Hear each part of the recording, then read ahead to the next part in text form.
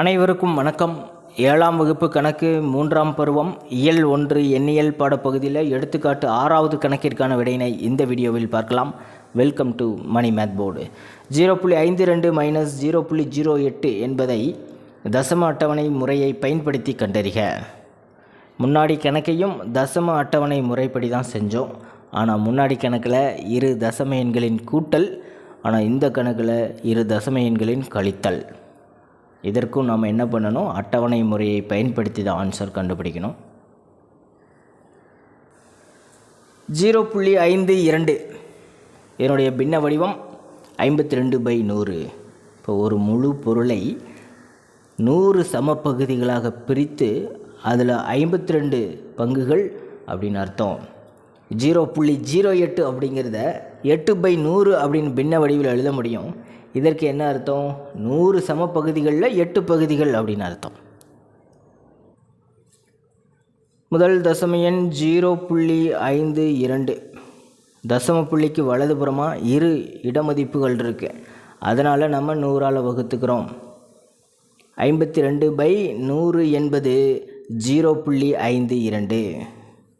மற்றொரு தசம எண் 0.08. இதுவும் பார்த்திங்கன்னா தசம எண்ணுக்கு அப்புறம் இரு இடமதிப்புகள் தான். ஸோ 8/100 அப்படின்னு எழுதலாம். கணக்கில் தசம அட்டவணை முறையை பயன்படுத்தி கழிக்கணும்னு சொல்லியிருக்காங்க. இப்போ இதற்கும் ஒரு 100 சமப்பகுதிகளை கொண்ட அந்த அட்டவணை வரைஞ்சிக்கலாம். ஒரு முழு பொருளை 100 சமப்பகுதிகளாக பிரிச்சிட்டோம். இதுதான் பகுதியில் இருக்கிற 100 என்பதற்கான அர்த்தம். இப்போ முதல் தசம எண்ணிலிருந்து இரண்டாவது தசம எண்ணை கழிக்கணும். முதல் தசம எண்ணை எப்படி பின்னமாக கன்வெர்ட் பண்ணி எழுதியிருக்கிறோம்? 52/100. இப்போ இந்த 100 சம பகுதிகளில் 52 பகுதிகளுக்கு நாம் நிழலிட்டுக்கலாம். 52 பகுதிகளுக்கு நம்ம கலர் பண்ணிட்டோம். அடுத்தது கழிக்கக்கூடிய தசம எண்ணின் பின்ன வடிவம் 8/100. இப்போ இந்த 100 சமபகுதிகளுக்கு 8 சமபகுதிகளை அடித்து விட்டுறலாம்.